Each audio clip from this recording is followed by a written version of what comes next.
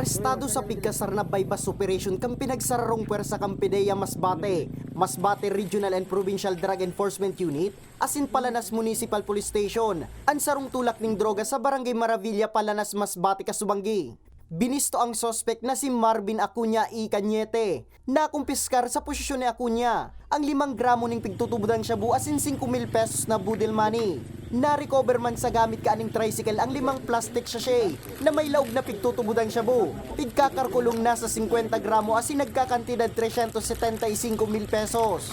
Ito yung modus nila, tinatago or isinisilid popcorn or sa laundry detergent sachet yung kanilang illegal na droga para maging discreet sa mata ng publiko.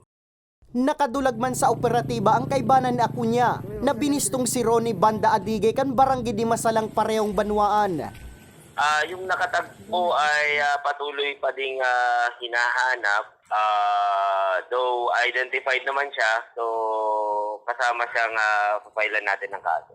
Ito namang nakatakbo, mas mabuti pa na sumuko na lang or hintayin na lang na mag-issue ng warrant of arrest laban sa kanya.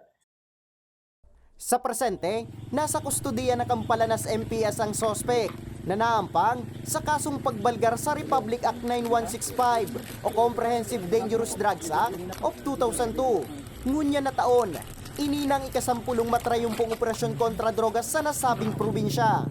Para sa mga baretang tatak Bicol, Nomer Corporal. Yung nabili.